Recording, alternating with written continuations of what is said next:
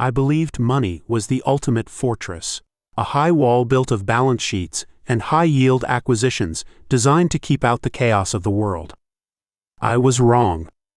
I was 32 years old, a Latino billionaire who had spent his entire adult life weaponizing ambition. Mateo Castillo was a name whispered in boardrooms with a mix of fear and cold respect. Standing 6 feet tall, with a lean muscular build, warm olive skin, dark wavy hair trimmed short, piercing hazel eyes, and wrapped in a bespoke tailored charcoal gray suit, I looked like a man who possessed everything. But in truth, I was completely hollow. My arrogance was not born overnight. It was forged in the furnace of corporate survival, built upon the foolish idea that trust was a liability and vulnerability was a flaw. That philosophy destroyed the only pure thing I had ever held in my hands. 5 years ago, my life was anchored by Amara, a 28-year-old Ghanaian woman with a slender athletic frame, deep mahogany skin, dark almond eyes, and tight natural coils styled in a low bun, who habitually wore a minimalist cream linen blouse. She was an archivist, a lover of history, quiet, perceptive, and utterly indifferent to the glass and steel display of wealth that dominated my world. When I married Amara, my corporate board treated her like an intruder.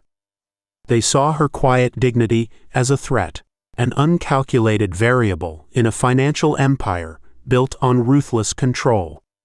They called her an opportunistic outsider behind closed doors, questioning why a man of my standing would tie himself to a woman who cared more about preserving centuries-old manuscripts than attending high society galas. I told myself I would protect her from their venom, but when the wolves finally struck, I was the one who fed her to them. It happened on a night when thunder shook the concrete foundations of Manhattan. Corporate espionage had breached our core server, leaking sensitive financial algorithms to our fierce rival. The paper trail had been meticulously forged by hands within my own executive circle. Every piece of digital evidence pointed straight to Amara, to her personal terminal, her private network access, her quiet late-night visits to my office. I did not ask for her side of the story with an open heart. I asked with the cold, interrogative precision of a prosecutor. I stood in our glass-walled penthouse lounge, watching rain streak down the glass like tears on a dying city, and handed her the divorce papers. My pride was bleeding, my board was screaming for blood, and I was too weak to see past my own ego. I threw the contract on the marble coffee table and told her she had betrayed the empire I had almost died to build. Amara did not scream. She did not throw a frantic plea into the air. She simply looked at me with those deep, almond eyes, her mahogany skin turning pale under the harsh LED lights. The quiet silence that stretched between us was heavier than any shout. She picked up the pen without a single word of defense. Her hand did not shake. She signed away her rights to my fortune, rejecting every settlement clause, every monthly stipend, every single dollar my legal team had prepared to buy her silence. She signed it all away, taking nothing from the fortress I had built. Before she walked out into the storm, she walked slowly into our shared study. She picked up a small, hand-carved dark oak box with a simple brass lock and set it gently on the cold marble console near the entrance. She looked back at me once, her voice barely a whisper against the rain. She said that one day, when the noise of my world finally faded, I might find the courage to open what was left behind. I never opened that box. My anger kept it locked in a steel drawer. My pride convinced me that looking inside would only yield excuses from a traitor. 3 days later, she was gone from the city, vanished without a trace, leaving me alone in my gilded tower. 5 long years passed. 5 years of accumulating more wealth, more power, and more empty victories. The anger eventually muted into a dull, lingering ache, a phantom pain that haunted every quiet hour. I believed I was over her. I told myself that business was my true calling, that love was an illusion reserved for those who could afford to be naive. Then came the acquisition of my late rival, the very corporate shark who had benefited from the leaks 5 years ago. His firm collapsed after his sudden death, and as part of the asset liquidation, I purchased his firm's private high-security vaults. Standing inside the climate-controlled basement of the corporate bank, surrounded by rows of modern steel deposit boxes, I watched the bank archivist drill open my former rival's personal vault. Inside lay real estate deeds, offshore account keys, and sitting on the top shelf, dusted with years of cold neglect, was Amara's locked dark oak box. My heart hammered against my ribs like a trapped bird. My rival had taken it from our storage depot days after the divorce. My breath hitched in my chest. Why would a corporate enemy keep her private keepsake box locked away in his personal vault? I pulled the box toward me, my fingers cold against the carved dark wood. I snapped the cheap brass lock open with a heavy steel letter opener. Inside, there were no stolen algorithms. There were no financial secrets sold for profit. Instead, lying flat at the bottom, was a single, elegant physical greeting card. It was crafted from heavy, cream-textured cardstock with a delicate foil border, unmistakable in its refined beauty. It was an unsent card from the Straight Line to Great Relationships collection, a physical keepsake meant to bridge distances that words alone could never reach. This story is sponsored by Straight Line Cards. In a world dominated by instant, disposable digital noise, we so often let the most crucial emotional words linger unspoken until it is too late. Straight Line Cards believes that true connection requires tangibility, a physical, crafted card paired with a meaningful gift that proves someone was truly seen, loved, and remembered. Whether you are holding on to a quiet apology, expressing gratitude, or trying to rebuild a bridge you thought was burned forever, a physical message creates a lasting anchor that text messages can never replace. Do not wait for distance or silence to turn your feelings into regret. Share your heart clearly and permanently by visiting straightlinecards.com. I unfolded the card. Dated the exact night of our divorce. Written in Amara's tight, elegant script, the ink was slightly smudged by what could only have been fallen tears 5 years ago. Her words pierced through 5 years of my self-righteous delusion like a jagged blade. Mateo, she had written. If you are reading this, it means you finally hold the truth in your hands. You think I sold your secrets. You think I betrayed the trust you guarded so fiercely. But you do not see the trap that has been laid around your feet. The letter detailed everything. The board members, the very men who sat at my right hand, who clapped my shoulder at annual shareholder meetings, had discovered that I was suffering from an aggressive, early-stage autoimmune heart condition 5 years ago.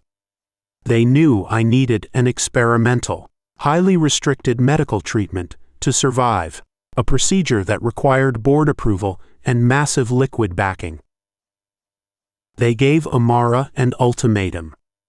If she did not take the fall for the leaked algorithms, if she did not sign the confession and walk away from my life forever without taking a single cent, they would freeze my medical funding, leak my health crisis to the press, force a share sell-off, and destroy my company beyond repair before I could even undergo the surgery.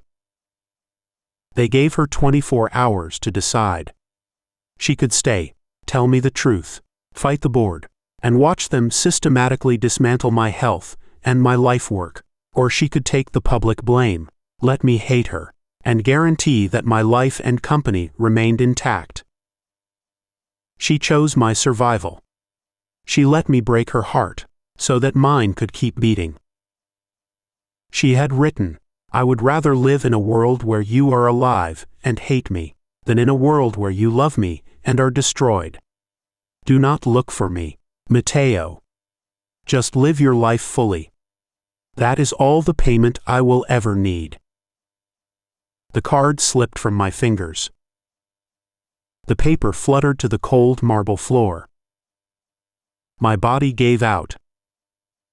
I fell to my knees on the freezing stone, the silence of the underground vault roaring in my ears like a physical blow. My pride, my monstrous, blind pride, I had destroyed the only woman who had ever truly loved me. She had sacrificed her reputation, her dignity, and her place by my side, to save a man who had not even granted her the grace of a fair trial. I squeezed my eyes shut as a ragged, uncontrollable sob tore through my chest. 5 years. 5 years of hating her. 5 years of wearing my bitterness like a badge of honor, while she carried the staggering weight of a secret sacrifice in complete isolation. I wiped my face with trembling hands, the olive skin of my cheeks cold and wet. I pick up the card from the floor, clutching it against my tailored jacket as if it were a fragile thread connecting me to her soul. I stood up. The corporate executive who entered that vault was dead. I called my head of security right there from the basement floor, my voice gravelly, laced with absolute fury and unyielding purpose. I demanded every personal asset file, every surveillance log, every library register across the state of New York. I told him to trace Amara Ose, not tomorrow, not by the end of the week, but tonight. For 48 hours, I did not sleep. I tore into my company's historical records. I hired 3 independent forensic auditing firms to untangle the forged paper trails from 5 years ago. The evidence of the board's blackmail was laid bare: recorded transfers, hidden offshore payoffs, private communications orchestrating the framing of my innocent wife. They had used my own paranoia as their primary weapon. They knew I was so afraid of betrayal that I would believe the worst of anyone, even the woman who held my heart. By the second evening, my security team brought me a single address in Lower Manhattan. She had not fled the country. She had not built a lavish life with hidden funds. She was working as a senior conservator at a modest, historic municipal library near the docks. I stepped out of my black executive sedan into the cooling dusk. Rain was beginning to fall, a soft, misty drizzle that mirrored the night I had thrown her away. I walked through the heavy wooden doors of the municipal library. The scent of aged paper, leather bindings, and polished mahogany filled the room, a quiet world completely divorced from the glass skyscrapers where I spent my life. And there she was. Amara was standing near a tall oak table in the center of the research room, carefully brushing the pages of a centuries-old manuscript. She looked as breathtaking as the day I lost her. Her mahogany skin glistened under the warm library lamps, her tight natural coils bound neatly in her signature low bun. She wore that same minimalist cream linen blouse, simple, elegant, completely unbothered by status or wealth. My footstep echoed against the parquet floor. She did not look up immediately, assuming I was just another patron. "I am sorry," she said softly, her voice melodic and steady. "The reference room is closing in 10 minutes. I could not speak. The breath caught in my throat, choking back a wave of emotion so intense it felt like drowning. "Amara," I whispered. She froze. The fine brush in her hand stopped mid-stroke. Slowly, deliberately, she lifted her dark almond eyes to meet mine. The color drained from her face. Surprise, pain, and a sudden wall of guarded distance flickered across her features in a fraction of a second. "Mateo," she said, her voice dropping an octave, turning cool and cautious. "You should not be here." I did not step forward as a billionaire corporate titan. I did not stand tall in my tailored charcoal gray suit. Right there, in the center of the quiet library room, in front of 3 stunned junior archivists and an elderly patron sitting nearby, I dropped to my knees. The hard wood struck my knees, but I felt no physical pain. The only pain that existed was the crushing weight of my own sins. I held out the cream-colored straight-line greeting card in my trembling hands. "Amara," I said, my voice cracking, tears spilling freely down my olive cheeks. "I found it. I found the box in the vault. I read every single word." She stared down at me, her chest heaving slightly under her cream blouse. The silence between us was deafening. "Why are you doing this, Mateo?" she asked softly, her almond eyes glistening with fresh tears that she fought bravely to suppress. "Why come here now, after 5 years of letting me be the villain in your story?" "Because I was a fool," I choked out, looking up at her from the floor, stripped of every shred of pride I had ever owned. I was a coward who hid behind high walls and balance sheets. You saved my life. You took the blame. You lost your reputation. You let me hate you, just so I could live. And I threw you away because I was too arrogant to trust the only person who was real. She stepped back, her voice shaking with 5 years of buried grief. "I did not do it so you would kneel before me 5 years later," she said, a tear finally escaping and tracing a shining line down her dark mahogany skin. "I did it because I loved you, Mateo. But love is not a business transaction. You did not fight for me. You accepted my guilt without a single doubt because it was easier for you to believe I was corrupt than to fight the men in your boardroom." Her words were sharper than any sword, and every single one was true. "I know," I whispered, bowing my head until my forehead nearly touched the wooden floorboards. "I know I do not deserve your forgiveness. I do not deserve to even stand in your presence. But I swear to you, on whatever is left of my soul, I will not leave this city until I undo every lie that was told about you." She looked down at me for a long, agonizing minute. The library clock ticked loudly in the background. "Clearing my name will not fix what you broke inside yourself, Mateo," she said quietly. "You built an empire on paranoia. If you want a second chance at even speaking to me, you have to burn down the lies that built your world." I stood up slowly, wiping my face, my hazel eyes fixed on hers with absolute, terrifying resolve. "Consider it done," I told her. I walked out of that library, not back to a place of isolation, but to wage a war of complete restoration. Over the next 72 hours, I dismantled my corporate board piece by piece. I did not hire legal firms to settle quietly. I turned every piece of forensic evidence over to the federal prosecutors. I personally called an emergency international press conference at our corporate headquarters. Standing before hundreds of journalists, broadcast cameras, and financial analysts, I laid out the truth without hiding behind public relations spin.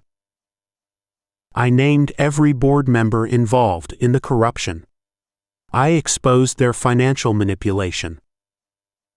And then, before the entire world, I cleared Amara Ose's name completely. I stated clearly into every microphone that 5 years ago, an innocent, extraordinary woman was framed by corporate criminals, and that my own arrogance had allowed that injustice to stand.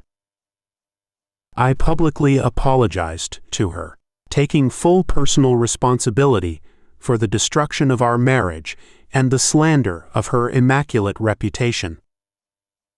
The stock price tumbled. Shareholders panicked. My corporate executives scrambled in terror. I did not care. The high fortress I had built on arrogance was crumbling, and for the first time in my life, I felt truly free. 2 weeks later, the corporate board was facing federal indictments. The corrupt members had been removed, and my company's restated ethics charter was placed under independent oversight. I spent those 2 weeks not in executive penthouses, but in a small apartment I rented 3 blocks from the municipal library. I did not shower her with grand gestures of corporate wealth. I did not send expensive flowers or diamond jewelry. Instead, every morning, I wrote her a physical letter using the same cream cardstock from straight-line cards. I wrote to her about my fears, my childhood, the paranoia that had ruined my past, and the slow process of learning how to be a human being instead of a brand. I dropped the sealed envelope off at her library desk every morning before she arrived, asking for nothing in return, simply leaving my truth for her to read if she chose. On the 15th day, I walked into a quiet tea shop across from the library at sunset. I sat near the window, watching the city slow down as dusk covered the streets. The door chime sounded softly. I turned around. Amara was standing there. She wore her cream linen blouse, her tight natural coils tied back in that simple, beautiful low bun. Her mahogany skin looked warm under the tea shop's ambient lights. She walked over to my table and sat down across from me. She pulled out the 15 cream cards I had left for her over the past 2 weeks, placing them gently on the small wooden table between us.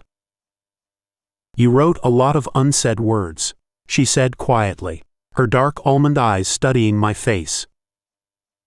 "I am ready to listen for the rest of my life, if you will let me," I replied, my voice steady, stripped of all corporate posturing. "I do not expect you to take me back today, Amara. I do not expect you to forget the 5 years of pain I caused. But I am here to build something real, step by step, if you are willing to give me a chance to earn your trust." Amara looked down at the cards, then reached across the small table. Her hand, warm and gentle, rested over mine. "The path will not be easy, Mateo," she whispered, a small, genuine smile finally appearing on her lips. "You built a fortress to hide from the world. Now you have to learn how to live out in the open." I squeezed her hand softly, tears of relief pricking the corners of my eyes. "I am ready," I said. For 5 years, I thought my life was defined by the empire I had built and the power I possessed. Now, walking side by side with Amara down the quiet streets of Manhattan, I finally understood what wealth truly meant. It was not measured in corporate stocks, bank vaults, or high-rise penthouses. It was measured in the courage to speak unsaid words before it is too late, in the willingness to fall to your knees in humility, and in the rare, sacred grace of a second chance.